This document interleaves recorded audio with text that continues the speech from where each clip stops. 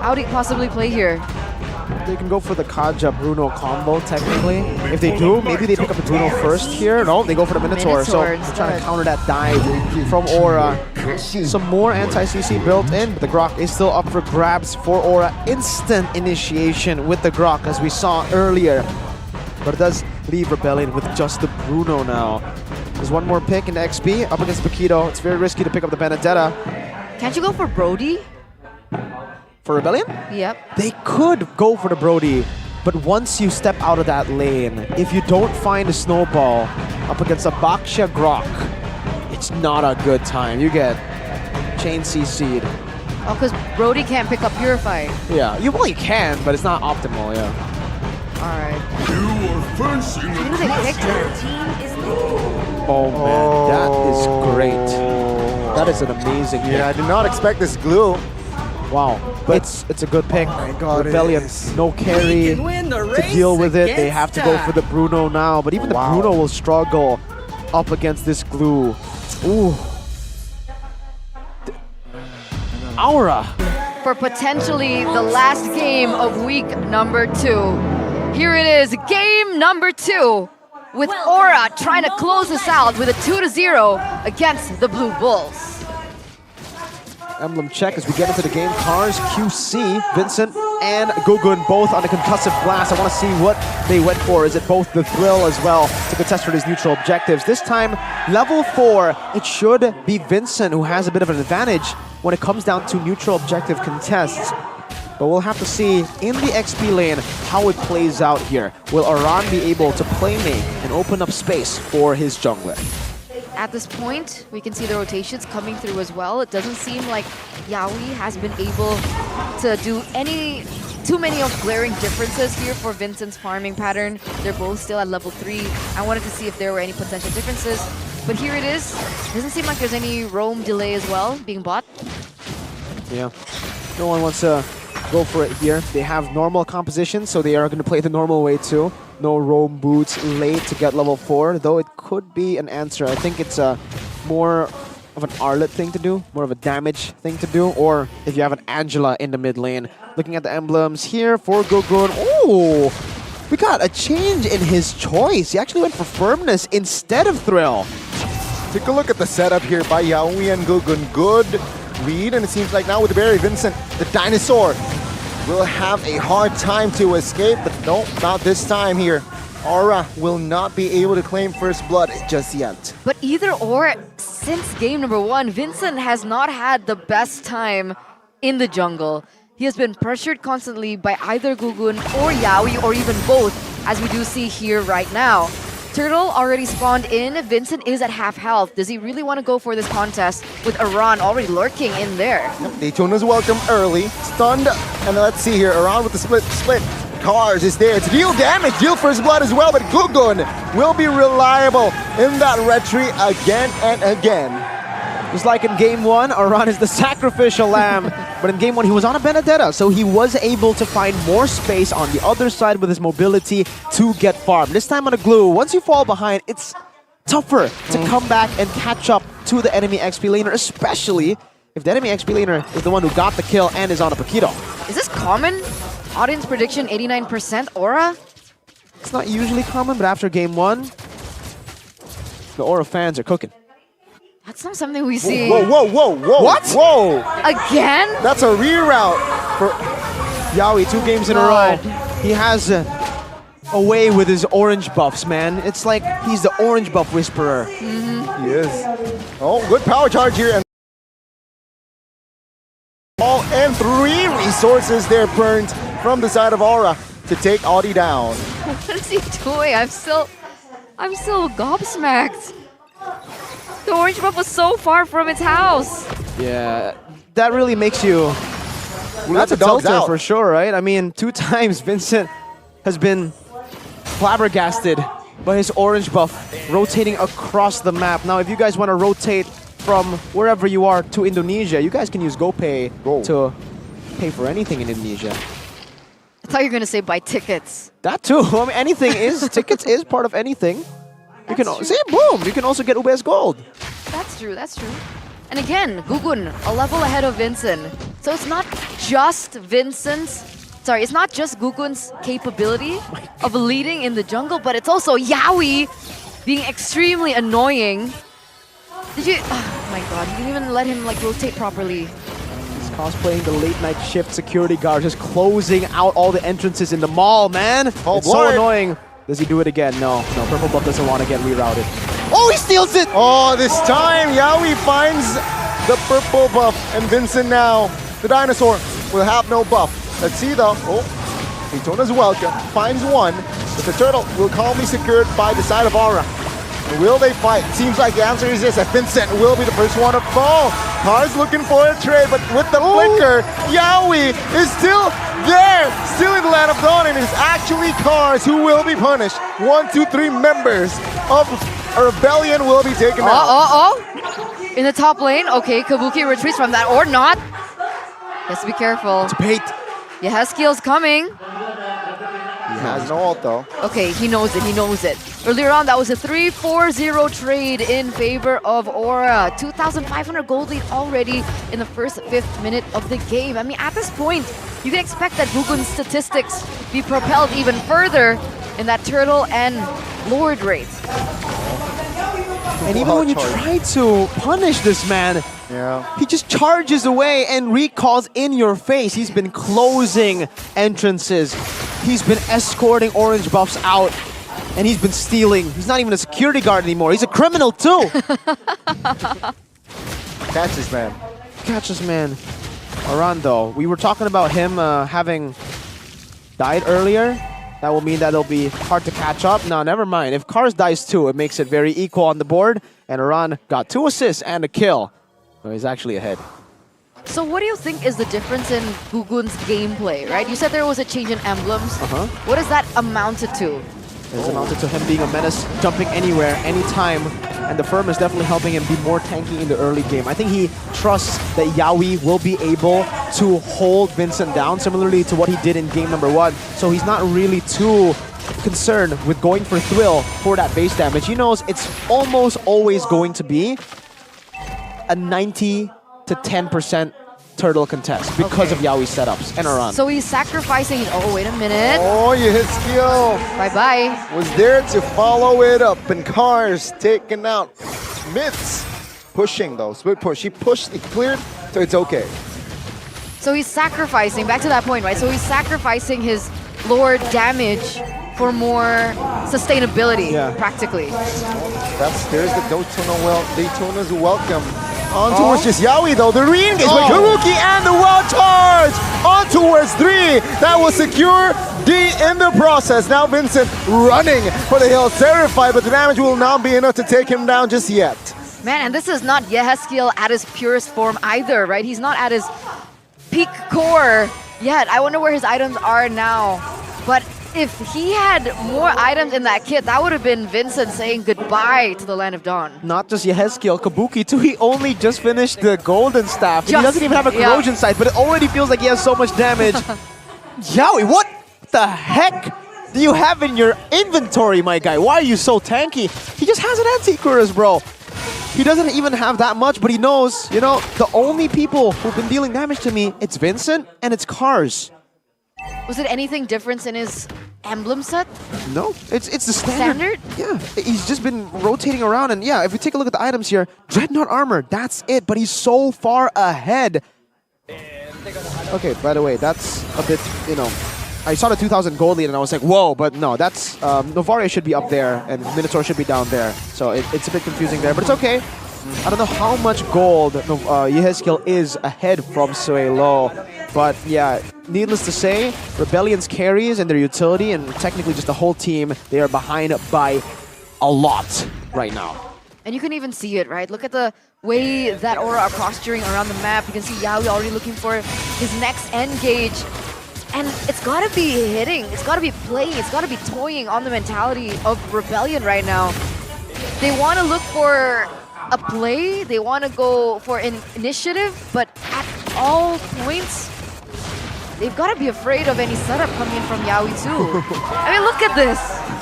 See? What is this? Yaoi is a menace. Aran too, he's going in. now. Taking a look at Vincent now. Sees a lot of heat. He's a big boy, big dinosaur for now. So he's A-okay. The mid, though, still stands for the side of Rebellion as Lord will be secured by Aura. Zero neutral objective take. Zero. Zero indeed. Iran flickers out to safety, baits 3, and 2 members are up top. Gugun takes the orange, but oh no! Vincent Detton welcome, but there's a power of nature from Yaoi. That's an ultimate cancel. Oh my god. Cars versus Kabuki. It's just a disaster everywhere. This might be a clean sweep, ladies and gentlemen. Oh, Kabuki. Oh my god, solo kill! One more. Oh! He doesn't go for it. That was I was surprised. And now I'm trying to figure out if I'm in Rebellion's spot, what do they need to do to come back? Because Aura have them down bad. Entire map controlled by Aura, even in the enemy jungle. Yaoi. See, barrier and power of nature. Seems like Aura, they will slow down their tempo. We're just taking the turrets. They will be satisfied. 8,000 gold lead. This is an 8,000 gold lead already. I mean, technically, they have Novaria. There is late game damage to their kit. They have the range as well. Is that something they can capitalize over? Can Deke come back from a lack of snowballing in the early game? They can, but it will not just, you know, rely on them playing it perfectly. Well, they will also have to rely on Aura to make some very big mistakes. It's very hard to throw this 8,000 gold lead. Maybe if they had a Mathilda and a Guiding Wind to jump to the back with their marksman. Game fact by GoPay. In MPL Indonesia Season 12, Claus emerged as the most picked hero by Kabuki with 10 picks and has an average GPM of 783.47 and a KDA ratio of 4.83. We really get the sense of presence of Kabuki when he gets this pick. Oh. They're doing what a lot of teams have been doing, the trend. Oh, it's not a line. It's a V. It's a V. V for Vendetta. But I don't think they have a personal vendetta Are RBL against gonna Rebellion. do it too? No, they're not. No, they don't. They don't have history with Rebellion, right? No, they don't. I think they're just having fun. Yeah. Look at Yaoi. This guy. Get out of here, man. It's not even your jungle. Look at him. Ente ente spamming the Godiva emote as he walks up and just screens the entire team. Suelo can't even deal damage to him. Yaoi's just him. They're just buying time now. I think Yaoi's addicted to the sandbag category, man.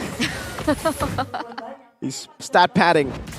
Steel leg plates and the Dreadnought armor for the glue. It's going Wand Lightning Truncheon as well for Yehezkiel. There you go. We finally have it matched up. So he's still 1,800 gold ahead. And even the Grok is 1,000 gold ahead here with a whole item over Audi TZ. Holy Kabuki. He is 2 whole items ahead 3K. of Bruno with a 3K gold lead. And to make it worse, I think Suelo is also quite far behind. With so much utility, I don't think there's enough damage yet as well to make a big difference. As meanwhile, Yehezkiel with the final mage item. Man, I mean, this gets from bad to worse for Rebellion. It's looking bleak, like really, really bleak. Yehezkiel, gotta give him respect for a respectful build that he has actually gone for. Despite the team winning 6-1, he actually went for Bloodwing, so he wants to go for a bit more shielding. And now they're looking for a 3-way push that is managed perfectly. Sing. Potentially the final push of the series now. Bottom side will be the main focus of Aura. Mid side falls as well. Oh, good. Catch there. The Eternals welcome on towards Gugun. This might be a mistake. Gugun taking some damage, taking some heat. He will fall first. Now, Rebellion, they might go on towards the collapse as the Lord now will be taken care of as Yaoi will be the next one to fall as well. Rebellion this time around, they have an answer for the defense. Wait, Kabuki didn't even use his ult. No, there's no need to there, right? They got the base turrets. Gugun got caught. Yaoi tried to help Gugun and also got caught, so they just backed off. There's no real reason to commit there. There is a reason to commit here, though. D doesn't have Wind of Nature. Oh, Yi, careful. Oh, Kabuki with the BMI as well. Blazing Duet, Wind of Nature popped as well. And there you go. Both marksmen taken out. The problem is he didn't get out, right? If he got out, that would have been an amazing play, but he also gets traded back. Was that worth it for Aura? For Aura, I don't think that was worth it. Trading your marksman for another leading, marksman by the when way. you are leading, but Yeah. no shutdowns anyway, so it's not even bad per se. It's just an equal trade for both of the teams. So yeah, even though he died, he's 0-1. If he was 3-0, then yeah, the shutdown would have been given. There would be a bounty. It's still okay. Aura really didn't lose much or anything at all, because luckily they also got D. If D survived there, then if they got someone else except for D, then D would have definitely been able to farm up and catch up faster. 66% to 34% AI prediction presented by Samsung Galaxy here for the real-time victory rate. That's so cool. We've had this since week 1, Eterna. It's been cool. We've had this in season 10 or something. But was it called AI prediction? Wasn't it It called was like real-time win probability? Time win probability. I don't know. No, it's Find the AI's AI, pretty bro, cool. because Samsung Galaxy got that AI. Nice. But anyway, that kill onto D, that wasn't Kabuki who got the kill. He's his still skill. 0-1 too. It was your hit skill. Was he his skill? Kabuki's actually been playing utility Claude this game, if you realize. Back up. Yehezkiel's been getting kills, Gogun as well. Yehezkiel is still untouchable, by the way, on this Vexana. But yeah, we have to give props to the photo for actually helping D survive. I thought with no Wind of Nature, he was surely dead. But he had the photo, so he dealt enough damage to Kabuki to kill him, actually. Despite Kabuki having the Wind of Nature. That photo is one heck of an item. Wait, Vincent's not level 14 yet. 15? Can he get it before this? Otherwise, this is an unfair advantage for Aura. No, I don't think he can get it. There's not a lot of thing. Kabuki. They need to manage these waves, by the way. Aura, yes, they have an advantage with that one level lead, but Rebellion can still contest for this. The Death is welcome. As long as it connects to Gugun, that'll be 100-0, not a 50-50 when it comes to the Red Tree battles. Seems like there's quite scattered here, right? The formation of Aura, which Rebellion can capitalize on. Power of Nature. Oh, Gugun with the Shield Unity, looking for a member. Finds Audi, all in, all charge as well. Kabuki secures the kill, but take a look at the backside as Iran with the split. Looking for a member, potentially as Rebellion will be zoned out by that glue. There it is. The perfect timing here for Aura to take this Lord uncontested. But they didn't organize the waves on the top side, and they had to lose a tower for it. I still think it's okay because they don't have someone who can push the side waves. That's Rebellion's advantage. They have a Petito, they have someone who can play with the far lane. I mean, and he is technically they have Kabuki. true, but I think you would rather have Kabuki in around the neutral objective in this position because Cars wasn't really threatening anything that was not a big objective at all. It was tier 1. I think Aura are very happy to trade that neutral objective, or yeah, the Lord for that structural objective, which is only a tier 1. Still way more valuable for Aura right now. It does seem like they just want to go for the end, man. They have the Lord in the mid lane. Seems like they want to try to delay the Lord in the mid lane to force out some resources. Oh, yeah, we caught low, taken down by D, and D claims the double. He might find the triple, but Kabuki secures the base turret. Now, Eternal Guard pop in the backside, but Rebellion again. What a great D. Wait, what's going on here? That's a 1v1 between Cars and Iran. 1v3! Suddenly, and Cars punished. 2 for 1 still, favoring the Blue Bulls. But look at this. Rebellion, they're actually speeding up. They're opening up vision. Iran goes back in. See here, he has the Immortal though. It seems like Rebellion will not do business. They will, yeah, they're satisfied already, claiming 2 bodies of Aura. Aura can't close. No, they cannot. A bit of a disconnect. Rebellion able to punish, utilizing Cars in the side lane as a distraction. And the damage dealt from Sway Low. Whoa. We've been talking about how they could scale to the late game. They need to play perfectly, and they also need to rely on some mistakes from Aura. I think both have been quite true. For Rebellion, they have been playing it rather well here, trading when they need to, getting D farm and also Sway Low. So they're at a point where the gold lead is getting irrelevant. It's not completely irrelevant just yet. What is going to stay relevant is the fact that 3 base turrets have been taken down. So that advantage is not going to go anywhere. Both the Lord advantages, by the way, from Aura, it's been pretty bad discipline from them. 1,000 gold deficit earlier for the last Lord and 482 negative this time. So though, luckily for Aura, they got all 3 of the base turrets. All they need to do is utilize the pressure that the 3 base turrets brings with it, which is that side lane.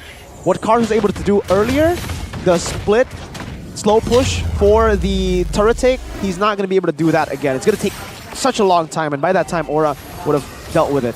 There's a very big disconnect here. Kabuki went back to the Battle Mirror image. Yehezkiel doesn't have that siege power, and Gugun and Yaoi definitely thought that the turret would have been taken before they went in. A bit of a disconnect, but that is a mistake that Rebellion are going to be very happy that happened for the side of Aura. Like they are very, very happy that that happened. There's really no reason for that to happen for Aura, but hey, it happened. Get ready for the 2-minute Yaoi move.